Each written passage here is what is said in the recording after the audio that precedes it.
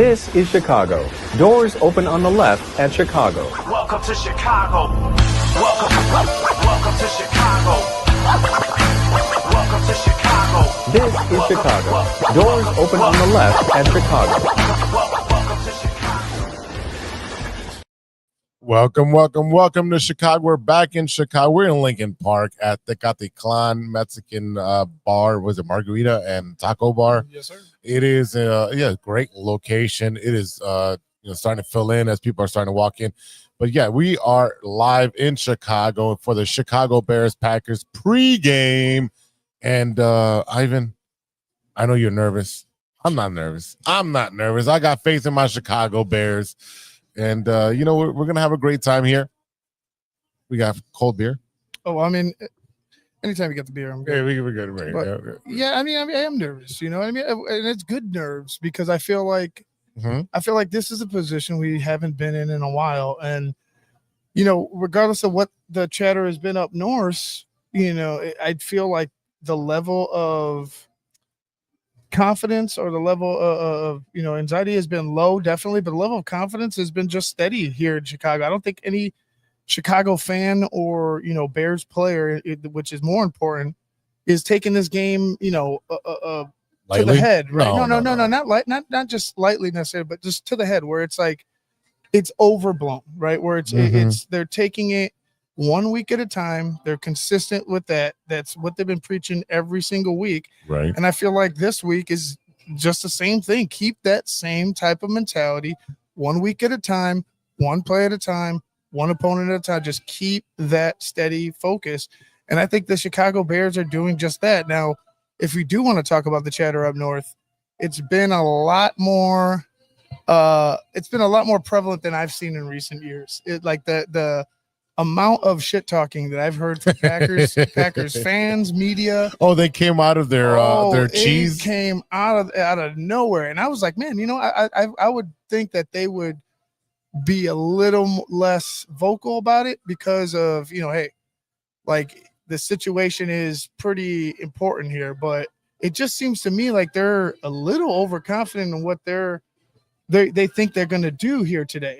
Let me just tell you, we had Caleb Williams with 68, 67 sacks last season with Eberflus, and they beat you. Right. They beat you with the horrible offensive line, the defense that wasn't existent at this point, because at the end of the season, I felt like Eberflus, let go of the defense when he was gone, and it was non-existent. So you definitely had a team that was not supposed to beat the Packers in January and was able to beat the Packers, and now we have this team that's 9-3, and the offense is clicking. The running game is running motherfuckers over. Caleb has been game managing to a good point. I'm not saying that's a bad thing. I'm like, some people say, oh, he's a game manager. Oh, that's a bad. You know what? Right now, at this point, as you're learning the offense and you're literally Ben Johnson's right arm, you see it on the field. He's calling players, hey, you're in the wrong spot. Move over here. He's managing the game, and once he gets something that it's available to him, he's taking it. He's making his better reads. You know what? He's like, hey, you know what? This is not good enough. I'm just going to throw the ball away. Hey, I'm going to take this opportunity. He's doing what he's supposed to do. He's managing the game. Guess what? We're putting up points. And at the end of the day, it's W's. It's not individual stats. Right. It's not individual stats. But to that point with the game managing situation, it's exactly this is the team. And I've said it so many times, like this is who your team is. Your team identity is another interception by Buffalo. Wow. Sorry. Oh, Buffalo's going to come back. Look crazy. At this. That is insane. Anyway, back to it. Your team identity is through the running game. That's your team identity. Yes. You guys are fighters. Your fight, claw, scratch, do whatever you got to do to get the victory. That's who you are. But it starts with the running game. Now, if we talk about Caleb Williams as being a game manager, I mean, that's it. When you get called upon to do this is your job, right? These are professionals. When you get called upon to do a job, you do the job.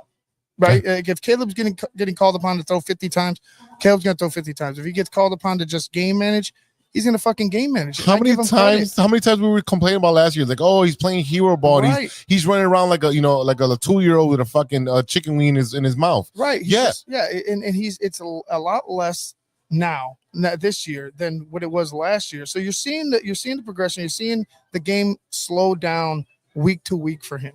Is it all sunshines and rainbows? No, No, it's not all sunshines and rainbows. But again, you're watching him week to week, and he's continuing to progress as the offense is progressing.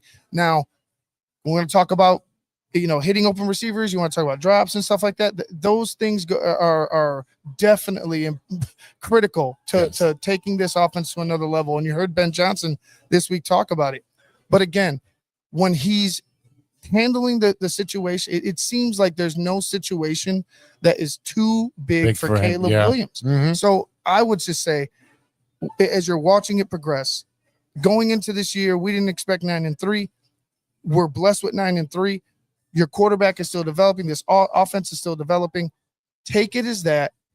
Enjoy the ride, and just keep watching keep watching development. If there's something that's going to drastically change with Caleb's mechanics, with his play style, with his understanding of the offense, trust me, I will call it out. We will call it out. It'll be magnified, but that's not happening right now. So there's a lot of pressure going upon, Caleb to be this, to just be all world every week. He doesn't have to be all world every week, especially when you give him things, players around him or a running game around him that takes the pressure off of his back. You don't need him to be the hero. You don't need to be hero. And a lot of things, talking about the offense, he's got weapons, and he's going to rely on those weapons. And I think today the biggest weapon is going to be the run game and a tight end game. Not even because the tight end has to chip that big bastard that's going to be coming at us, but at the same time, once you chip, release, and be the release valve for Caleb. If he's got nothing open on the secondary, the throw down field, give it to Loveland, give it to Komet, give it to your running game, which is going to be on the left side or right side in the flat, and get rid of the ball. Yeah, I expect them to be heavy today, running heavy. 12, 13, a bunch.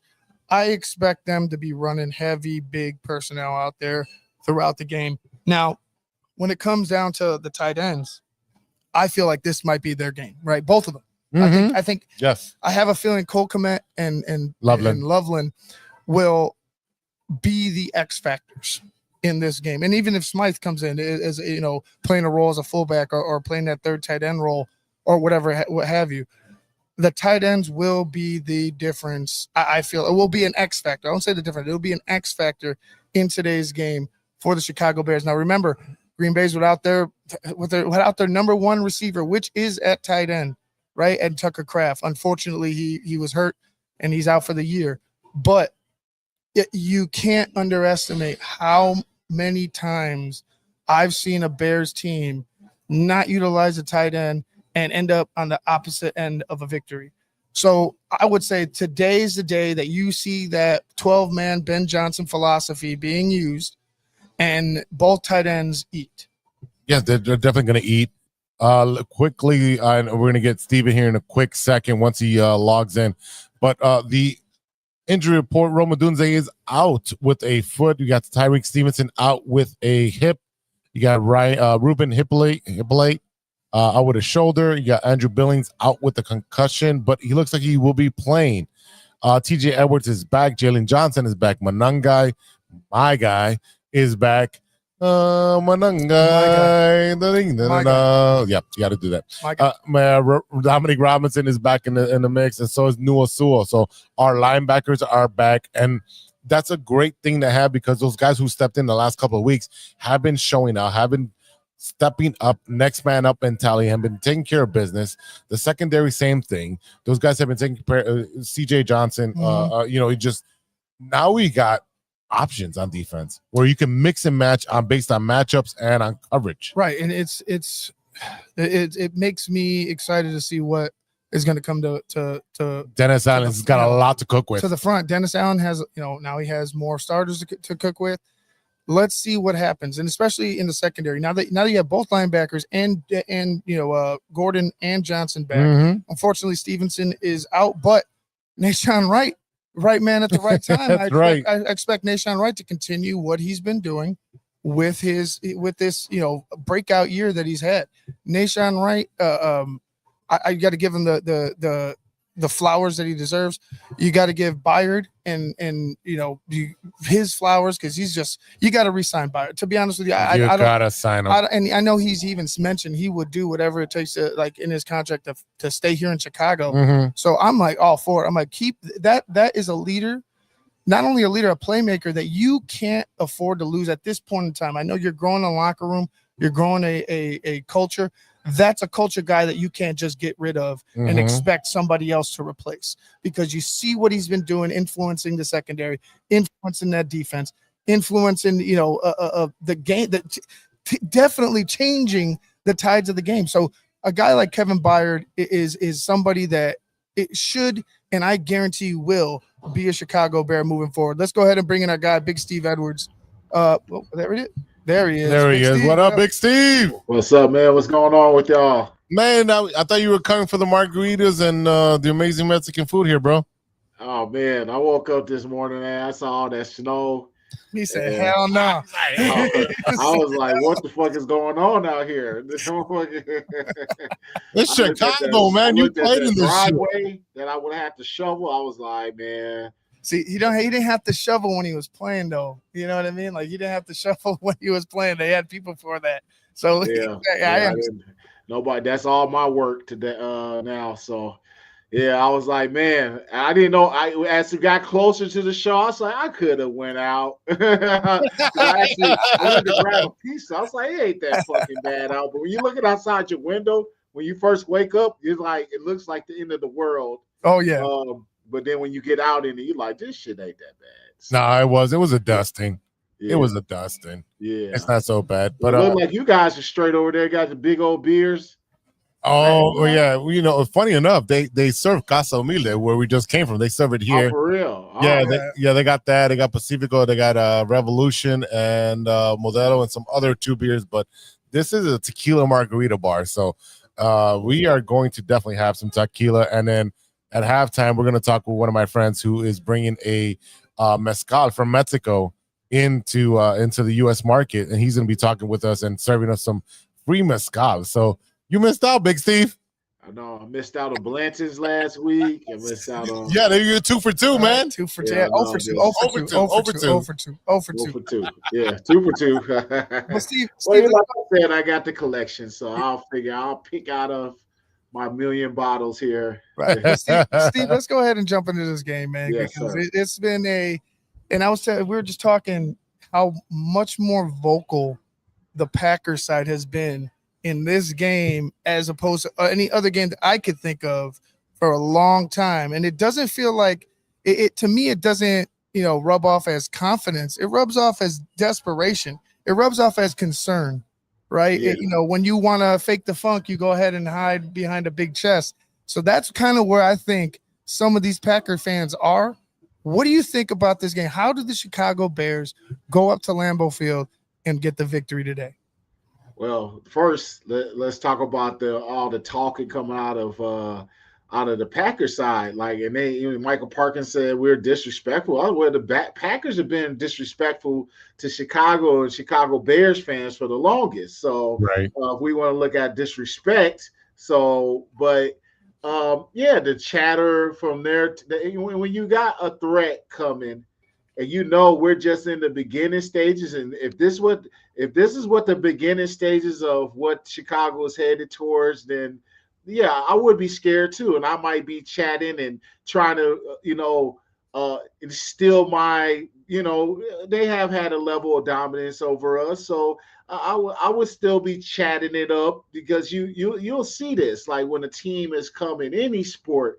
When somebody's a threat, you get a little more chattery and a little more talkative because the threat is coming, and it's coming at a team that's 9-3. I don't think it's coming from a cocky standpoint. It's coming from confidence from the Bears that they're believing in what they're doing. They're not talking. The Bears haven't heard them say anything. Obviously, they could pull back what Caleb has said in the past. That was last year. You could say what Ben has said, but they've said plenty, and especially through the lens of their former quarterback, too. But as far as what you need to do, I go back on some of the successes we've had in Lambeau. and that's come out and run the ball and play our game and not think twice about what the heck is going on around you. It's a unique experience. You go there, it's just like playing. It's almost like playing a football game in Beverly. It's like all of a sudden you're in a neighborhood and there's a stadium there, and that's all you got up there. So, it's just like any other place. It does have a mystique about it, but you can't concern yourself. You're coming up there on a business trip. You do what you got to do. You assert your game plan. You assert your dominance in the line of scrimmage, and that's how we got to get done. And that's, guess what? That's our identity. That's what we do. So we have to do those things. Take care of the football, run the ball early and often, control the line of scrimmage. And let's play some football. And that's the end of it. Like, there's nothing to be intimidated by these folks, and that's why they're talking. Steve, as a former player, what is it like in the locker room on Packer Week? It's that level. I think every team is going to be different. I can lean back on when we had Lovey, and Lovey made his comments. So you can always go back to when a coach has kind of said, in gamemanship, and they said something. Lovey said our number one thing in his opening press conference was to beat the Pack. Right. And our mentality was of nothing but confidence. And that year we weren't having a good year. Like, we were in a rebuilding under the Lovey regime, and we weren't having the success that this team was having, but you knew the culture was changing and it was heading in the right direction. We weren't cocky that week. We was just still focused on what we needed to do, and we knew what we had to do was run the football and run it with Thomas Jones and assert our dominance in that way and play takeaway football. Sounds eerily the same to a team that is built built similarly, kind of what we were. Run the football and take the ball away. And the bonus is you have a quarterback who's in development stages that when you need him to make a big play, a big throw, he has that capabilities of doing that. So that's what you lean into. You focus on each other, and the Bears have been doing that on the road, and you just take it to the next level. I'm really, as each week goes, I'm very curious to see how this team performs. Yeah, and looking at how they played last week, I would imagine that there'd be some adjustments, but for my liking, I would like them to stick with that similar game plan. But you see how teams are starting to game plan for Caleb Williams' escapability, right? And whether it's successful or not, regardless of that, they're starting to catch on to say, hey, man, we got to stop him from trying to escape and making more time for himself. Defensively, when you look at the Green Bay Packers, Micah Parsons is the biggest concern. You got some you're getting a couple people. I think we're getting like one or two people back, regardless of that. How do you feel the Green Bay Packers defense how do you feel them against this offensive line? Do you see them dominating? Do you see them beating us in pass protection and pass pro? Where do you see this offensive line for the Bears and the defensive line for the Packers? Where do you see the matchup being won? If there's going to be one, it's going to be on those edges for the Green Bay, and it's going to be one for us on those edges. That's where the battles. You got Gary out there on one edge. You got Michael Parsons. Now, the question will be how much would they move Michael Parsons around? Are they going to move him interior? Are they going to do that? I feel like, that's what he's good at, moving around, but also they might not want to keep him in one place because that's when Ben Johnson will expose you and game plan you. So I just foresee him moving around a little bit, trying to keep eyes on him, but it's going to be one on those edges. Obviously, the key matchup is Darnell Wright. He's been the guy who's playing at a Pro Bowl level. And he's given up one or two pressures in the game, or he's had his moments, but he dominates his matchup for the most part. So we need him to continue to do that. Whoever's matched up against him, Gary, Michael Parsons, we need him to win those battles. The key is going to be where Trapillo is. Obviously, we only had that one clip last week against Philly where he dealt with that wide 9 rush, and his feet weren't just quick enough to get back. So obviously that's something Green Bay is looking at. That Michael Parsons, those edge rushers are looking at how do we expose a guy like Trapillo. You guarantee you they see that he has slow feet, and they want to take advantage of that. So what is our game plan? What is Trapillo's game plan to deal with that? What is Ben Johnson's game plan with tight ends and whatnot? But also what unique about the Bears is how they can attack you in the run game. And that's another key component. All the stuff that Ben Johnson has been showing, particularly last week, backside, sending tight ends to wham block you, sending DJ Moore to cut block. That's got a lot. That's going to play a lot into their head as well. They're going to have to, not just rush up the field. You're going to see a lot of different things thrown at those defensive edge rushers to prevent them from getting off the ball. So that's also it's going to be a very, just not those matchups, but the gamemanship and the scheme that Ben Johnson calls as well. And that's why this is why me and Steve work so well together, because I was saying this the other day on Cars Keys, the same thing. I like every play, Micah Parsons, Rashawn Gary need to be hit. They need to be punished. They need to know you're going to be attacked continuously throughout the game. And I would expect 13. I would expect 12. I would expect jumbo shit. Just put, you know what I mean? I would expect that. Come after a game that you had in Philadelphia where you saw this offensive line running wise, just dominate. It was a masterpiece. It was a masterpiece in blocking in the run game, and they did well. I would imagine you go into this game as Ben Johnson thinking, hey man, it's cold. It was snowing in Green Bay. I know they got the tarp over, but it's still cold and snowy. Let's go ahead and hammer some motherfuckers. Yeah, absolutely, man. That's what it's going to just be, that physicality. That's the thing you don't want to see. Obviously, I think, you're going to have a tough matchup. It's going to be in a different capacity. Last week was the interior guys that you were really worried about with Philadelphia. Now you got the edge rushers are going to be the guys you're going to have to worry about. But the experience of the Bears and handling all these different type of defensive lines, I think – will be interesting because you have more of an edge threat. I think this is going to be a team that presents the toughest edge threat to the Bears. Even when you think about the Steelers, you had Hayward in there. You had some really stout guys. Baltimore Ravens, you got some really stout guys. This Green Bay team is really predicated off of the edge pressure that's created by Gary and Parsons. So new challenge for this O-line, but the thing remains the same. You got to run the ball. Ben Johnson scheme it up. Everybody execute it, but the physicality, the attitude that we saw last week needs to be carried on into this game, and that's how we're going to win this game, controlling the ball and running this ball right up the gut, play action. Now we get the run game going. Now this is going to be a game that receivers, you got to keep your foot. And Caleb, if you go through your fourth progression read, you got to get that foot in the ground and deliver it. It's also be a game we need Caleb to come up big as well. He's going to have to make some big throws in this game. Yeah, for me, looking at the Bears, we beat the last year's Super Bowl champion, and they are a formidable opponent. And I feel like Green Bay is not to their level, even though Philadelphia is having some trouble lately. But I feel like we just overhyped this because this is the Bears-Packers game, and okay, they got Michael Parsons, but we faced our line rush every single game. We've faced an all-star or a Pro Bowler every single week.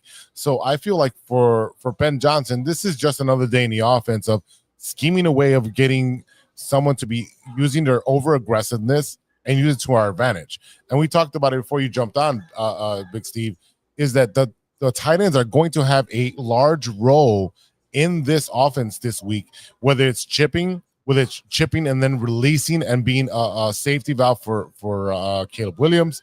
I see the running backs also being, on the left, on the right as a safety valve as they rush in. He's on my left as these guys running to my right. Cool. Here you go. You're using their over aggressiveness against them. And then with the play action, you can go deeper. And I feel like Ben Johnson has taken every single assignment and adjusted so well to it. It's just about the Bears players executing the game plan. Absolutely, it's gonna be us just executing what Ben Johnson is calling, and I mean, at this point, I think it's always been that, but you're starting to see a team more comfortable what he's calling, and what he's, and I think it's been an adjustment period as you start looking at Caleb and his adjustment, the O-line, how they've come about. Yeah, they paid a lot of big time. It took them some time to gel and understand this system, because Ben Johnson does throw a lot at you. He throws a system where you can always adjust. He's adjustable game to game. He has his base offense, but that thing is so flexible and so movable. It's a thing of keeping up. And you think about Luther Burden. Why wasn't Luther Burden in early in the season? You heard things of he wasn't quite up to speed on the offense. He didn't know where he was going. So that's obviously a major talent, but you got to know what you're doing. And that takes a little bit of time. Some guys learn at a different pace. It's just like being in school. Ben Johnson. Don, you don't have to be Don. I'm allowing you on here, Don. You don't have to be afraid of Phil or Shayne. You have to be afraid of me. And now you're gone, Don. Bye, Don. No. What's up with Don? What's mad with him? Who's Don? Don's a Lions fan. He's mentioning Phil. Do you see Phil and Shayne here? I never seen him. I didn't see Phil and Shayne here. I mean, we love to have Phil and Shayne here, but they're not here. Of course, He said, I'm not scared. It's some weird. Well, you got to understand. You got some weirdos that sit behind a keyboard that are weird in this mode. You got to be afraid of me, Don, because I could he's just all up on another show. Phil and Shayne ain't here. Come on now, Don. Is he blocked on the other shows? Is that why? He's on every fucking show. It's just like I find him funny sometimes. I allow it to happen, but then you just don't even acknowledge me as like you don't even you wow. Shayne aren't here right now. They will be here at the halftime show on the Patreon side and also on BHL, but they're not here on the pregame, Don. Bye, Don. Don. Oh my God. All right, Don. Don, you're not going to have margaritas and tacos with us. Let's get into our players of the game. Let's start with Ivan, then the Big Steve, and then I'll close it up. Prediction size? Yeah. Right, it's almost game time. Yeah. All right, we'll start with me. Okay, I already had it. I got 21-20 Chicago Bears. I find it to be the tightest 6 points. The touchdown separation. I don't find that to be realistic, but I find it to be way closer than what for our liking. But I think the Bears squeak out with a victory, 21-20. I had my guy over 100 yards, Kyle Monangai, and then I have a split 100 yards, 50 on the ground and 50 through the air for Swift. So the Bruise brothers, as people like to. I like that. It's not me. I didn't do that. I like that. They said it. They've been putting out there. The Bruise brothers get some love today. So, Steve, I'm going to go Bears 24. I'm going to go Green Bay 21. Bears walking away with victory, keeping this thing going. My picks click are I think the offensive line got to throw them the love. However that and what's that mean? Pass pro, running the ball. They're going to be the key cog. So I'm going to go with them. Success in the air and on the ground. And in the air, I got Caleb Williams coming over 300 yards. 2 passing touchdowns, 1 rushing touchdown. So that's what I got for Caleb. But it's gonna. I mentioned the O-line. That's going to be the success of it all. The run game is going to be there. We're going to have great success there. But I'm giving the credit to the O-line already, and the pass game is going to be there. And that success is going to result in Caleb getting on point, 300 yards, 2 in the air, 1 in the run game. And defensively, I got damn, what do I want defensively? I think TJ Edwards will have an impact and coming back into the fold. But let's go with this. I got Jalen Johnson coming up out the woodwork. Jalen and Kyler Gordon. Let's get 2 pick for each one of those guys. Okay, I like it. I am going to go 24-20 Bears. I'm going to go with Nashawn. My guy can't do no wrong. Definitely getting another pick. As far as the running game, I see both of these guys getting 80 yards, and I see the Swift's getting about 40 yards in receiving, so he'll make that over 100 yards. Yeah. And again, the tight end is going to be essential in this game, chipping and releasing and getting some more yards. So give it to Loveland. I want Loveland to get 60 plus yards. That's a nice one. That's a nice pick right there. Yeah, because I don't see.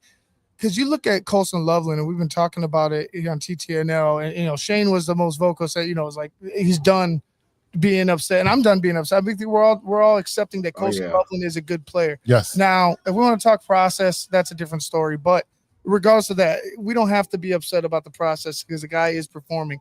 Now, when you put a outside linebacker, are they still running 3-4, Steve? Yeah, they're still running 3-4 up in Green Bay, right? Yeah, they are. You're going to put an outside linebacker edge on a guy that could run like wide receiver, like a receiver, right? Exactly. Yeah. That's let trouble. That boy eat. That's trouble. Let that boy eat. That's Let's go. trouble. And if they're gonna double him, guess who opens up? Cole Kmet. So I think, and I was saying this before, Steve, the tight ends are the X factor. The tight ends can eat today. Absolutely, you're right. Those I don't know why I didn't think about that, but that if part of Caleb's 2 touchdowns, one to Cole Kmet, one to Loveland. Right in there. There you go. Love it. All right, ladies and gentlemen, we'll be right back with the halftime show live from TECALITLAN, Margarita and Taco Bar. We are in Lincoln Park, and we'll be back with a special little thing for halftime that Steve's not going to enjoy, but we're going to enjoy it for him. Go ahead. Y'all live it up, boy. Hey, what happened to that beer, Ivan? That shit gone? Oh, it's gone. Yeah. You see what's up? I swear that thing was filled to the brim when we started. It was. It started out full, but it's gone now. All right, fellas. All right, we'll see you at halftime. All right, everybody. See you at halftime.